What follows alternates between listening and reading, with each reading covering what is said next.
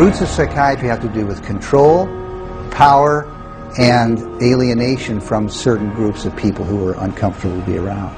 They were locked up in these places to get them out of the way. The history of psychiatry, I think, really is related to institutions. Το Βασιλικό Νοσοκομείο της Βιθλεέμ ήταν ένα από τα πρώτα ψυχιατρικά ιδρύματα. Συνήθως αναφερόμενο ως Bedlam, ήταν κάτι περισσότερο από μια αποθήκη για τους θεωρούμενους τρελούς.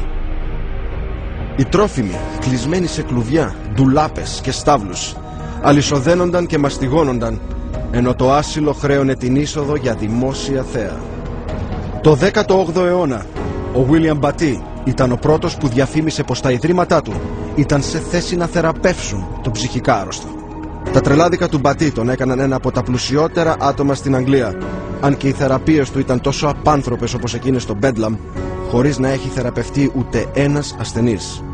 Η οικονομική του επιτυχία πυροδότησε την εκρηκτική αύξηση των ασύλων και έδωσε ευκαιρία σε ψυχίατρους να υποφεληθούν από αυτή τη νέα βιομηχανία.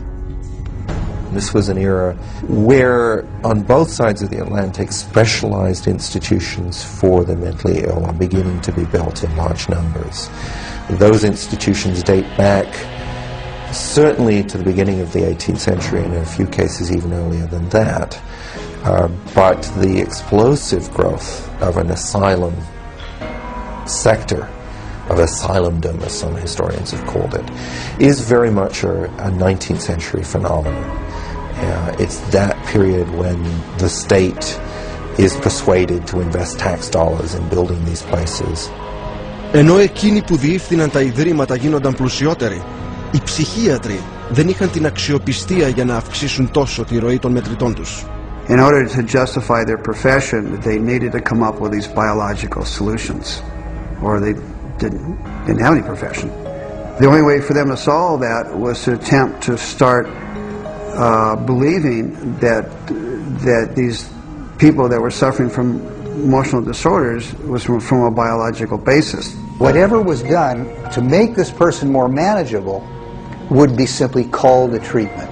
And the sad reality is that many of these so-called treatments were in essence torture. The near-drowning devices that were developed in this period, for example, must have been appallingly frightening. For example, one device involved putting the patient into a coffin, closing the lid and dumping it into a bath of water, and then opening it up and trying to revive the patient. There were a range of these things, and the mortality rate was very, very high. Οι ψυχίατροι κατόπιν επιδίωξαν να δώσουν αξιοπιστία στις πρακτικές τους, κουκουλώνοντάς τες με τη γλώσσα της ιατρικής. Αυτή η επανασυσκευασία της θεραπείας έγινε γνωστή ως το ιατρικό μοντέλο. Somebody who's really hyper and manic, if you're wrapped up in a cold sheet and dunked into some water, you're going to quit acting manic because that's a punishing treatment. So, but as soon as the symptoms started to go away, they started to believe that somehow by wrapping them up and dunking them in cold water, it was draining the toxics out of their body. So they built the medical model around that. Προωθώντας τη βιολογική θεωρία της ψυχικής αρρώστιας περαιτέρω, ένας Αμερικανός, ο Βενιαμίν Ρας, προώθησε την ιδέα ότι η παραφροσύνη προκαλούνταν από πολύ αίμα στο κεφάλι. Η γιατριά απομάκρυνε το αίμα με οποιοδήποτε δυνατό μέσο. Σωματικό περιορισμό, κρύο νερό, αφέμαξη, ακόμη και τρόμο. Και με αυτό δημιουργήθηκε ένα νέο ιατρικό μοντέλο. Benjamin Rush was probably the most famous American physician of the Revolutionary era. Rush was known as the master bleeder. He bled his patients for madness. He also invented something called the tranquilizer. It's a chair that looks a little bit like an electric chair.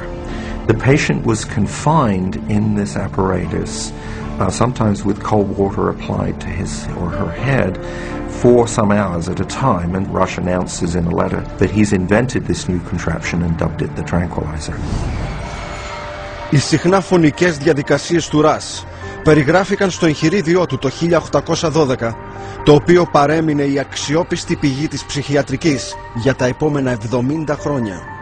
Είχε τόσο τιμηθεί που το 1965 τοποθετήθηκε ως ο πατέρας της Αμερικανικής ψυχιατρικής πάνω στη σφραγίδα του Αμερικανικού Ψυχιατρικού Συλλόγου. Κατά το 1800, οι συσσωρευτικές αποτυχίες της ψυχιατρικής στη γιατριά της τρέλας απείλησαν το κέρδος τους, αναγκάζοντάς τους να εφεύρουν νέα ιατρικά μοντέλα. The cures promised were not delivered. So by the 1860s and 70s, a growing mood of pessimism was covering Europe and North America, that effectively the new institutions were ever growing in size but not growing in their effectiveness. Ο 20ος αιώνας έφερε περισσότερα ιατρικά μοντέλα. Ο Αμερικανός ψυχίατρος Henry Cotton αφαιρούσε από τους ασθενείς του μέρη του σώματος, διακηρύσσοντάς το αυτό ως ένα αποφασιστικό βήμα στη θεραπεία της ψυχικής αρρώστιας. The earliest target was the teeth and then the tonsils and the sinuses, but when patients didn't get better, the enthusiasts for this treatment then started to move down the body and to say, well, obviously patients have swallowed bacteria in their saliva, so stomachs need to go, spleens need to go, colons need to go.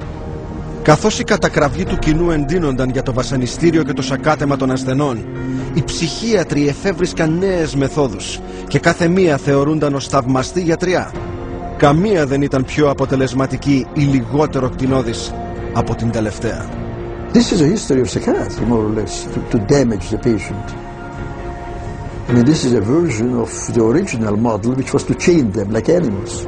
If you're doing it to somebody because you insist that they have to change, and you're going to do that by turning the screws, you might say, whether it's with medication, restraint, whatever, that's torture. And a huge part of what psychiatry has done really comes down to torture. Καθώς ο 20ος αιώνας κυλούσε, η ψυχιατρική συνέχιζε να αναζητεί νομιμοποίηση, μεταμορφώνοντας τον εαυτό της σε έναν ιατρικό κλάδο. Πέτυχαν μόνο στη δημιουργία πιο αποτελεσματικών τρόπων επιβολής διανοητικού και σωματικού βασανισμού και θανάτου.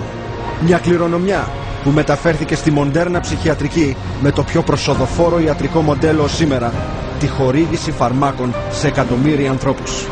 Για να πετύχουν το στόχο τους, έπρεπε λοιπόν να κλονίσουν πρώτα την πλέον αγαπητή πεποίθηση της ανθρωπότητας, να θεσπίσουν ότι οι άνθρωποι δεν ήταν αυτό που νόμιζαν ότι ήταν.